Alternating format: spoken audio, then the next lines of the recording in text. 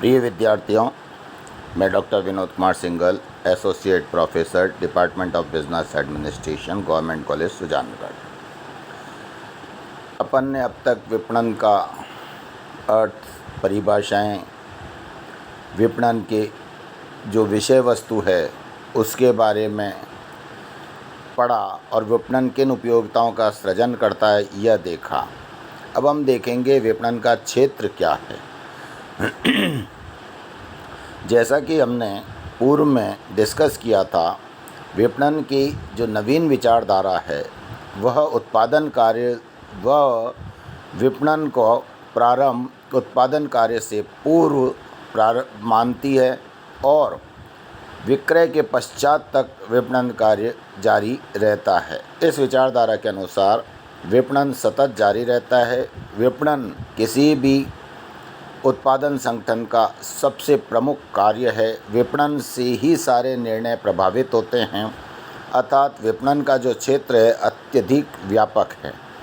हम इसके क्षेत्र अथवा कार्यों को 3 भागों में विभक्त करेंगे। ऐसा कार्य जो उत्पादन प्रारंभ होने से पूर्व ही संपन्न कर लिए जाते हैं, ऐसे कार्य जो उत्पादन के पश्चात एवं विक्रय तक संपन्न होते हैं, और ऐसे कार्य जो विक्रय पश्चात जारी रहते हैं। तो अपन सबसे पहले जो कैटेगरी लेंगे वो लेंगे उत्पादन से पूर्व के कार्य। नंबर 1 है इसमें बाजार अनुसंधान, मार्केट रिसर्च। अब आप ये देखिए कि विपणन जो भी निर्णय लेता है वह तार्किक लेना चाहता है, और तार्किक निर्णय लेने के लिए बाजार का अनुसंधान करना पूर्व में ही अत्यधिक आवश्यक है।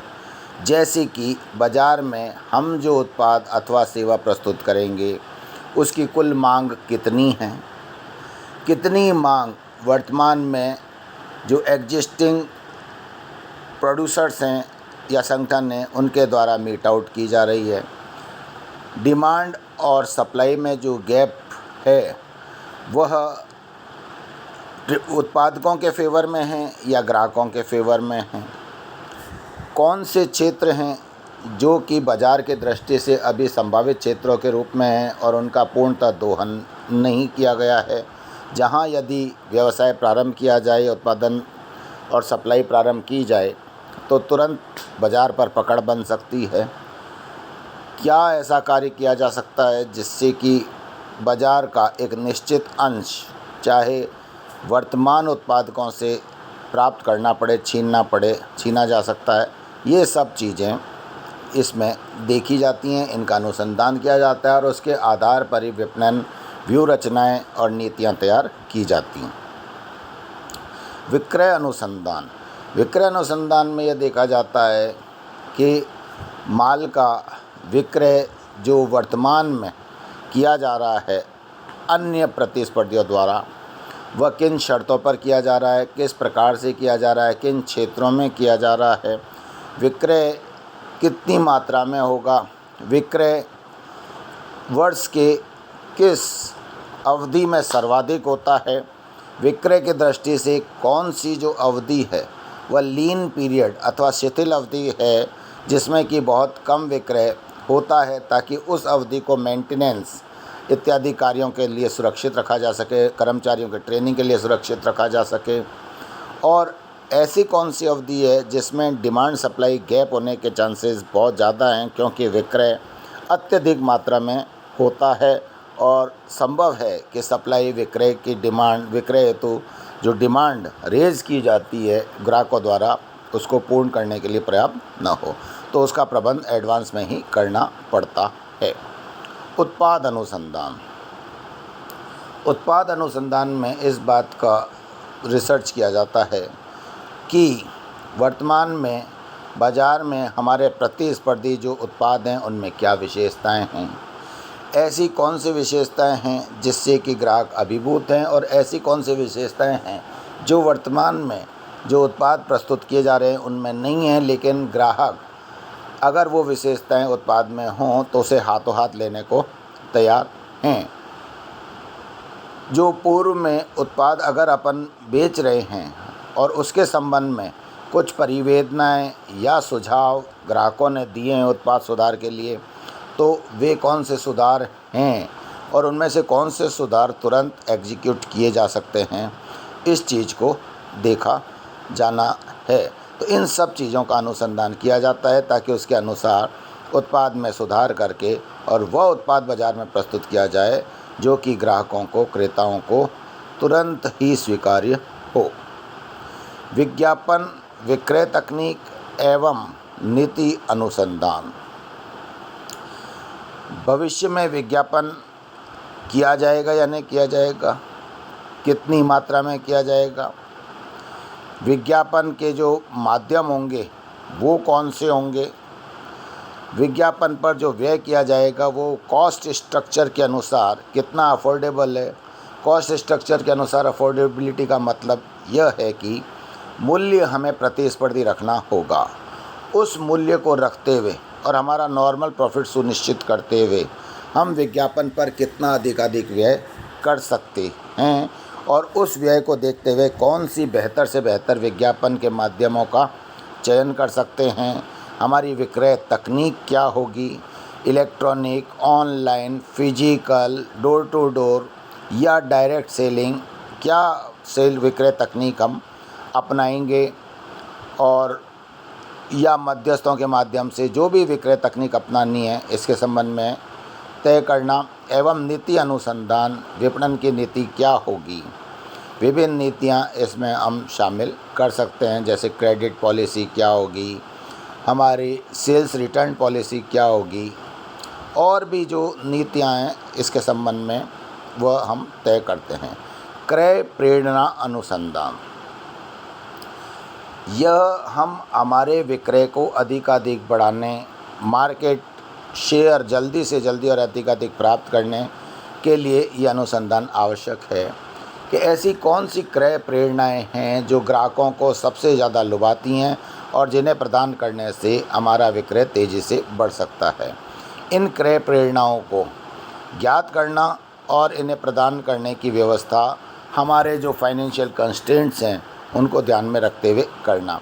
ये क्रय प्रेरणाएं बहुत सी हो सकती हैं, जैसे एक के बदले एक, या डिस्काउंट पॉलिसीज़, या क्रेडिट पॉइंट्स जिनको बाद में एनकैश किया जा सकता है या जिनके आधार पर कि बाद में रिबेट क्लेम किया जा सकता है, या निश्चित समय तक उपभोग के बाद असंतुष्टि होने पर पूरे मूल्य वापसी की, या विक्रय पश्चात एक निश्चित सीमा तक फ्री गारंटी जो सर्विस की है उसकी, और जो भी खराबी है या कोई पार्ट ख़राब हो जाता है उसके रिप्लेसमेंट की। तो क्रय प्रेरणाएँ कुछ भी हो सकती हैं, या कैश डिस्काउंट या गिफ्ट वाउचर्स, एनीथिंग, जो भी क्रय प्रेरणाएँ हैं जो ग्राहकों को ज़्यादा लुभा सकती हैं, हमारे ग्राहकों की कैटेगरी के अनुसार उपयुक्त हैं, उनको ज्ञात करना और उनको प्रदान करने का प्रबंध करना। बाजार वर्गीकरण, विभक्तिकरण का कार्य। विभिन्न आधारों पर हम बाज़ारों को बांटते हैं, ग्राहकों के आधार पर, जोग्राफिकल एरियाज़ के आधार पर, वस्तुओं के आधार पर, तो हमारा जो प्रोडक्ट लाइन है उसके आधार पर, तो बाज़ारों के विभक्तिकरण का कार्य संपन्न करना। उत्पाद नियोजन, विकास एवं विविधीकरण का कार्य करना, यह कार्य उत्पादन से पूर्व ही निश्चय करना होगा। और उसके पश्चात उत्पाद का मूल्य और विक्रय शर्तों का निर्धारण करना। फिर मध्यस्थ श्रृंखला नीति का निर्धारण करना कि हम मध्यस्थों के माध्यम से माल बेचेंगे या डायरेक्ट माल बेचना चाहेंगे, डायरेक्ट डिस्ट्रीब्यूशन एंश्योर करेंगे, क्या करेंगे, मध्यस्थ श्रृंखला रखेंगे तो कितनी लंबी मध्यस्थ श्रृंखला रखेंगे, उनका कमीशन इत्यादि, ये सब चीज़ें तय करना आवश्यक है पूर्व में ही। फिर है विपणन के उत्पादन पश्चात एवं विक्रय तक संपन्न कार्य। यह कार्य जो प्राचीन विपणन विचारधारा थी उसके अनुसार विपणन के कार्य हैं, क्योंकि उस विचारधारा के अनुसार विपणन कार्य उत्पादन के पश्चात प्रारंभ होता था और विक्रय तक समाप्त हो जाता था। तो उत्पादन के पश्चात विक्रय तक संपन्न जो विभिन्न कार्य होते हैं उनमें शामिल हैं विज्ञापन एवं विक्रय संवर्धन कार्य। निश्चित रूप से विपणन कार्य की सफलता और असफलता विज्ञापन और विक्रय संवर्धन कार्यों की सफलता और असफलता पर निर्भर करती है।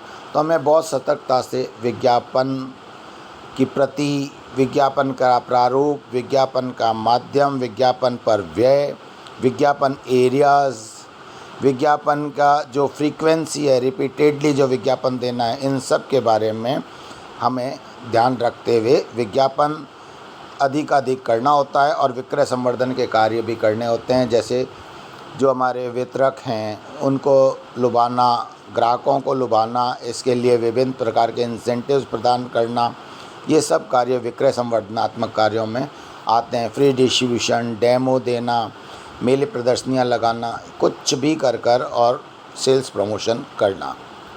फिर है छूट, बट्टा, उधार, क्रय वापसी और विक्रय वापसी के संबंध में विभिन्न नीतियाँ बनाना और उनका एग्जीक्यूशन करना। फिर है भंडारण कार्य, ताकि समय उपयोगिता का सृजन किया जा सके। भंडारण कार्य इसलिए किया जाता है ताकि कभी भी यदि हमारे प्रोडक्ट की मांग बढ़ती है तो इस कारण से कभी भी हम फेल ना हों कि हम उसकी पूर्ति समय पर नहीं कर पाए। इसलिए भंडारण इतना पर्याप्त कर लिया जाना चाहिए कि डिमांड और सप्लाई में गैप नहीं हो। लेकिन भंडारण में इस बात का भी ध्यान रखा जाना चाहिए कि अनावश्यक रूप से इतना भी भंडारण नहीं कर लिया जाना चाहिए कि हमें बिना कारण के अतिरिक्त पूंजी लागत वहन करनी पड़े और अनावश्यक भंडारण हो जाए, ताकि और हमारी पूंजी इस तरह से ब्लॉक हो जाए कि समय पर हम उसे वापस कैश में कन्वर्ट नहीं कर सकें, लिक्विडेट नहीं कर सकें। तो भंडारण कार्य अत्यधिक महत्वपूर्ण है। ये तय करना भंडारण कितना किया जाएगा, इन्वेंट्री को किस प्रकार से मेंटेन किया जाएगा, ये सारा कार्य भंडारण द्वारा किया जाता है। यह विपणन के ही क्षेत्र में आता है और विपणन का ही कार्य है। फिर परिवहन का कार्य, परिवहन व्यवस्था इस तरह से सुचारू रखना, चाहे तो हम अन्य एजेंसीज़ के माध्यम से परिवहन व्यवस्था करें, एजेंटों के माध्यम से करें, या स्वयं के परिवहन साधन रखें खुद के, लेकिन हमें इस बात को सुनिश्चित करना है कि हमारे विभिन्न डेस्टिनेशंस पर, गंतव्यों पर माल समय पर पहुंच जाना चाहिए, सुरक्षित पहुंच जाना चाहिए और परिवहन व्यवस्था इस प्रकार की होनी चाहिए कि कंटिन्यूटी सप्लाई में निश्चित रूप से बनी रहे। ब्रांडिंग, पैकेजिंग और लेबलिंग का कार्य जो उत्पाद बेचा जाता है उसकी हम विज्ञापन जो करते हैं वह ब्रांडिंग के आधार पर, पैकेजिंग, लेबलिंग के आधार पर भी करते हैं। तो ब्रांडिंग, पैकेजिंग और लेबलिंग का कार्य इस तरह से करना चाहिए कि वस्तु का क्रेज बना रहे। इन्वेंट्री प्रबंध का कार्य हमें बहुत अच्छी तरह से करना चाहिए ताकि लीस्ट पॉसिबल लीकेज हो, लीस्ट पॉसिबल हमारा जो इन्वेस्ट कैपिटल कॉस्ट है वो वेस्ट हो, और इस तरह से इन्वेंट्री मेंटेन की जाए कि समय पर हमारे को जब भी आवश्यक हो माल उपलब्ध हो।